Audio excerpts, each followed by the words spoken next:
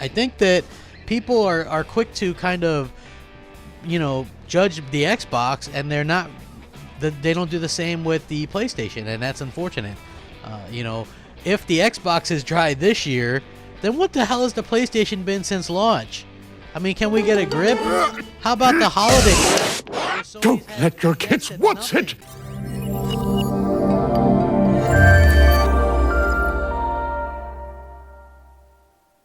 Whew, man, this is going to be my most controversial video to date without a doubt.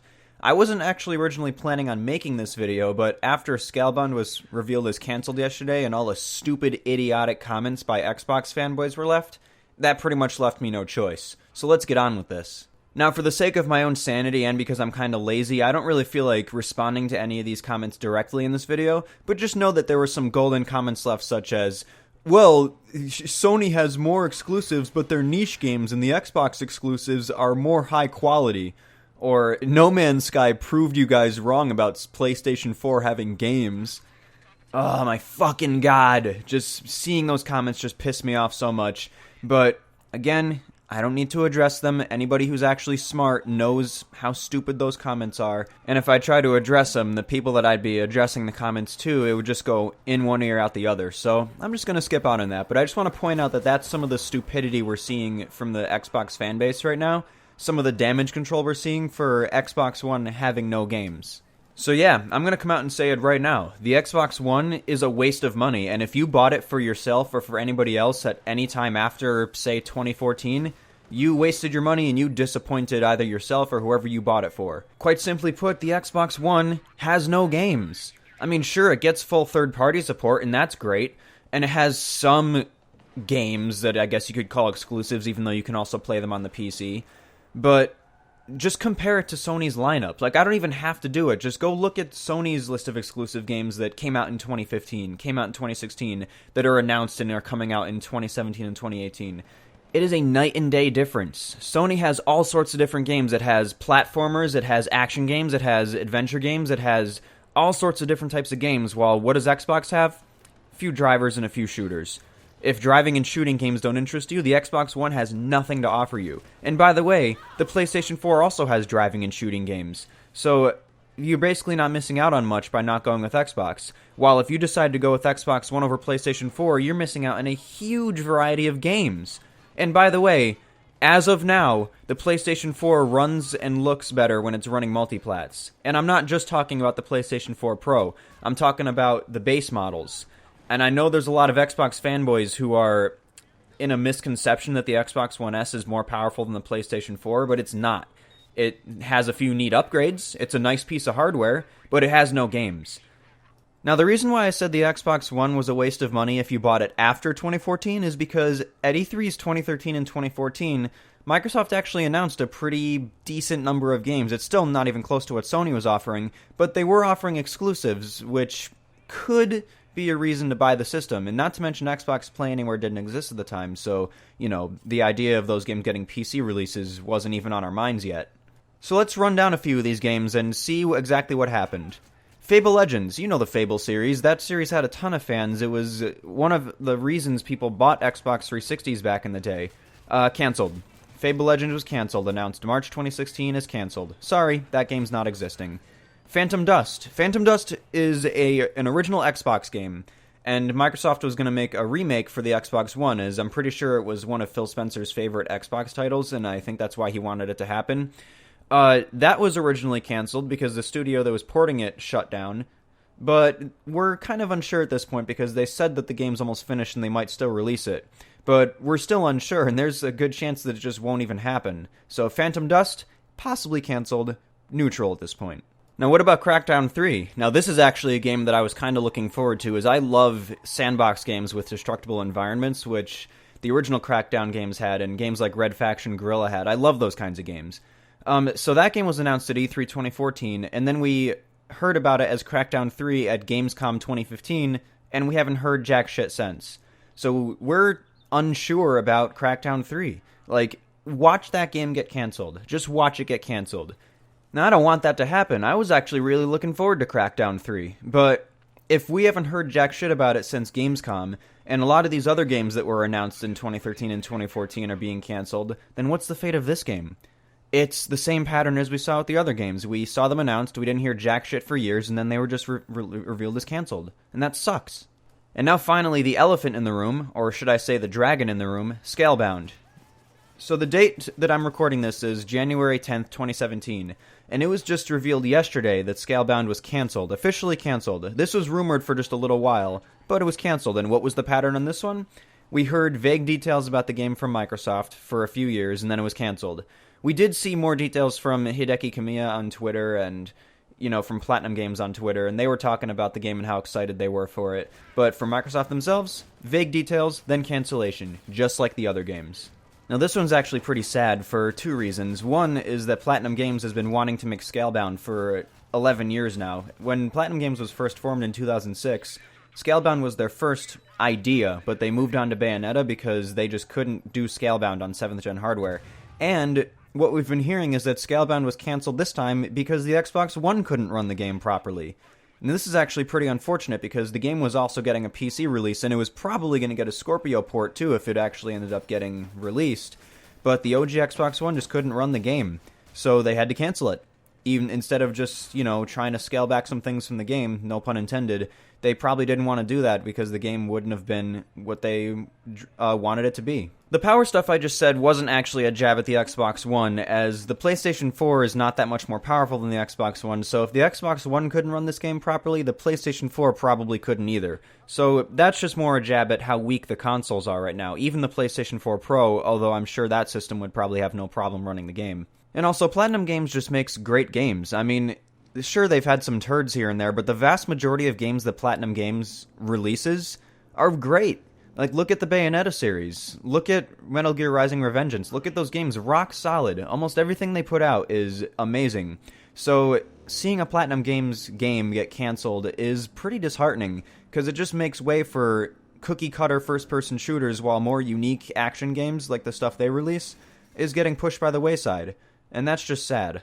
Okay, so that's just great. Just about every title that Xbox fans were hyping and really looking forward to, or even some non-Xbox fans like me, they're either unsure of what's happening with the games, or the games were just canceled outright. So, let's look at some games that were released recently that were Xbox One games, or I guess you should say Xbox and PC games, since some of these are also released on PC because of the Xbox Play Anywhere games. Let's just go through a few of them. So, there's one good one that I can think of, and that is Sunset Overdrive. Sunset Overdrive is one game that I really do wish was released on PC, as it's actually a pretty good game. I like quirky games like that, but of course that one didn't sell well because, Xbox fanboys don't play anything other than first-person shooters and usually third-party games. Rise Son of Rome, that game sucked. ReCore, it was okay. I mean, ReCore could have been better. I didn't exactly... It's kind of like the first Watch Dogs game, where it's solid, but you don't necessarily want to play through it unless you're really a diehard fan of the game. Quantum Break, meh, average reviews. Project Spark, canceled. Everything was shut down about Project Spark. It was made free to play for a while, and then they just canceled it outright, so, that's just great. Another thing that was fucking canceled. Gears of War 4, meh, average reviews. It was more of a tech demo for HDR than anything. Forza Horizon 3, amazing game. Forza Horizon 3 is definitely great, but it's also on PC, where you can play it in much higher frame rates and graphical settings and resolutions and with whatever controller you want. You like using the PlayStation 4 controller to play racing games? Well, go ahead and use that if you want to for Forza Horizon 3, whatever. The Dead Rising games, Dead Rising 3 and 4, more like Dead Frame Rate 3 and 4. And by the way, both those games had pretty average reviews too. So, what we've had so far is a bunch of canceled games, and all the Xbox One exclusives that were released so far, even though the vast majority of them are also on PC, were just meh, average games, with only a few golden ones in there, such as Forza Horizon 2 and 3 and Sunset Overdrive. That's pretty much all I can think of. Is just a handful of games really worth getting one system over another for? Now let's look at the situation with the PlayStation 4 and compare it with the Xbox One. I'm going to look at a few games that were released for this system ever since the system came out, and just compare this to the Xbox One situation. So, the PlayStation 4 came out of the gate with, it had a few meh games such as Killzone Shadowfall and Knack, which made the first 6 months or so of the PlayStation 4 kinda meh. But then the games started coming. Infamous Second Son and Infamous First Light. Amazing games. Bloodborne, amazing game. Order 1886, meh. It's one of the meh games, for sure. Until Dawn, great game. The Last Guardian, a game that we were totally sure was going to be cancelled, ended up getting released to pretty great reviews, even with its performance issues. Ratchet & Clank, a classic example of a game that you would never see on Xbox. You would never see this kind of game on Xbox because it's something different. It's a colorful platformer game made by Insomniac, who are excellent game developers. And of course, the crown jewel of the PlayStation 4's exclusive lineup so far, Uncharted 4. I mean, that game was the game that many people thought was going to win Game of the Year, and for good reason. You would never see something like that on the Xbox. That game is as PlayStation as it gets. And yes, I know people are going to mention Tomb Raider, but that's not an Xbox exclusive. That game is also on PlayStation 4 and PC. And keep in mind, so far I didn't even mention some of the games that were remakes, such as the Nathan Drake Collection, Last of Us Remastered, God of War 3 Remastered. Quite a few games that if you owned an Xbox 360 last gen but switched to PlayStation 4, or if PlayStation 4 is just your first game PlayStation console in general, those games will help you get introduced into the series that are continuing on with the PlayStation 4, you know, with Uncharted 4 and Last of Us 2. Oh, and speaking of Last of Us 2, remember the PlayStation Experience from last month? Yeah, quite a few games were announced for that. I'm just going to list through just a few, just to make things, you know, a little less ass-hurt-inducing for Xbox fanboys. The Crash Bandicoot Insane Trilogy, which is essentially a remake series of the original Crash Bandicoot game. Last of Us Part 2, which is a continuation from the original Last of Us game, which you can get the first game on the PlayStation 4. One of the most critically acclaimed games from both this generation and last generation, and it's continuing on with the PlayStation 4, made by Naughty Dog, which, again, needs no introduction. Those guys are top-notch game developers.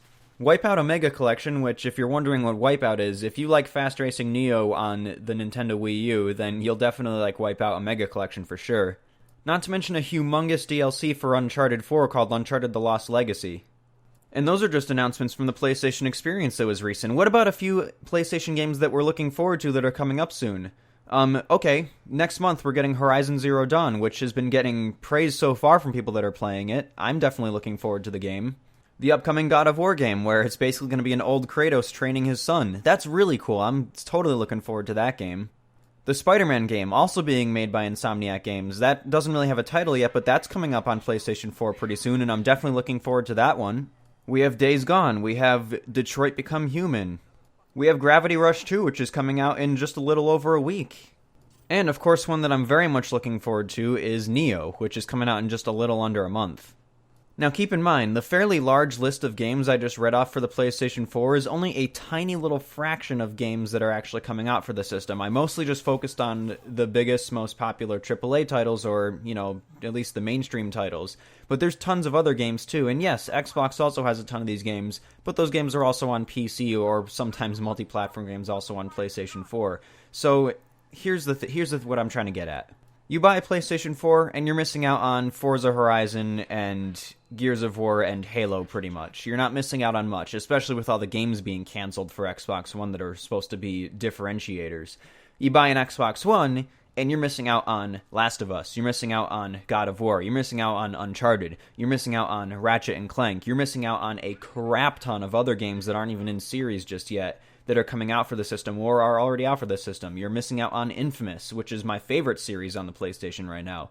You're missing so many games by choosing Xbox One over PlayStation 4 that, in my opinion, getting an Xbox One, even the S, is a waste of money. And keep in mind, all of these PlayStation 4 games that I listed off here that I didn't mention were meh games, were all pretty critically acclaimed games that people liked a lot. While the Xbox One exclusives that I was talking about there, which they're not even real exclusives because they're also on PC, are either good, meh, or just downright bad, such as Rise Son of Rome, with only a few gems in there, such as Forza Horizon 3, which, by the way, is on PC. This is why it boggles my mind. If you look at my video, How the PlayStation 4 Pro Can Beat the Xbox One Scorpio, which, by the way, is one of two videos that counterpart each other, with another one being Xbox One and How the Scorpio Can Beat the PlayStation 4 Pro. Despite mentioning that fact, in the freaking first 30 seconds of the video, it still has a pretty high dislike to like ratio. Just look at it. There's a lot of dislikes on the video from angry Xbox One fanboys. The Xbox One fanboys are the worst fanboys I've ever seen on YouTube.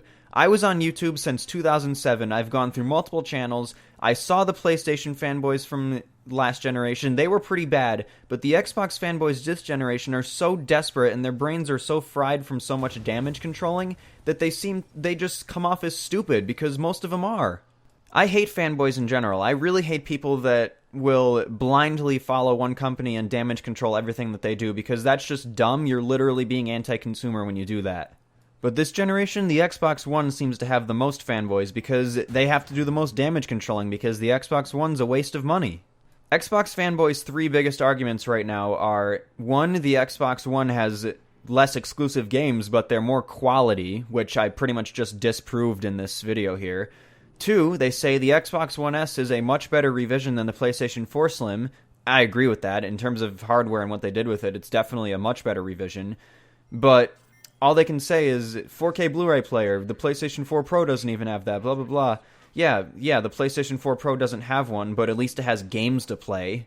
And their third one is wait for Scorpio, because the Scorpio is going to completely trash PlayStation, and it's going to make Microsoft win, and true 4K, how many games are actually 4K on the PlayStation 4 Pro? Not checkerboarded. True 4K, the system's going to win, it's the most powerful, so just wait for Scorpio, and you guys will be eating your own hats. Yeah, sure. So the Xbox Scorpio's lineup is going to be severely lackluster compared to the PlayStation's lineup, and it's going to be far more expensive than even the PlayStation 4 Pro, based on what we've heard about it, with its 2 more teraflops in the GPU, more RAM, and all that. The system's going to be at least $500 to $600, which is going to be significantly more than the PlayStation 4. So more expensive and less games? Yeah, the Scorpio's not a guaranteed win like you fanboys think it's going to be, and it just blows my mind that people don't see this. A console being more expensive is a huge deciding factor for people when they're choosing one. Look at when the PlayStation 4 and Xbox One first came out. The PlayStation 4 smothered the Xbox One, and the biggest reason why it did is because it was $100 cheaper for something that did as much, if not more, than the Xbox One. Look at when the PlayStation 3 came out. That came out at freaking $599 US, or $499, I guess, if you got a lower end model. While the Xbox 360, $399 was their most expensive model, so of course the Xbox 360 sold extremely well at first. And don't get me started on the Wii, that system was dirt cheap, but that sold well for another reason. So basically the Xbox Scorpio has everything going against it right now. I mean, I'm going to get one simply because I'm a hardware collector and I kind of want to have one for the games that don't really come to PC but come to consoles instead, and it'd be the best way to play it on the Scorpio. And by the way, if you're an Xbox fan and you're just getting Xbox because you know all your friends have it, you play mostly third-party games, so be it, that's fine. You can like whatever system you want, and I'm not going to belittle you for it. What I'm fighting against here are idiotic fanboys who are saying untrue things about the competition. The PlayStation right now is simply a better system to buy if you are torn between the two. I think this video's gone on long enough. I know the Xbox fanboys wouldn't have watched even a little bit of this video. They probably just saw the title, disliked, and clicked away because, you know, that's how fanboys act. But if you did sit through and watch it, thank you very much. I appreciate it. I'll see you guys later.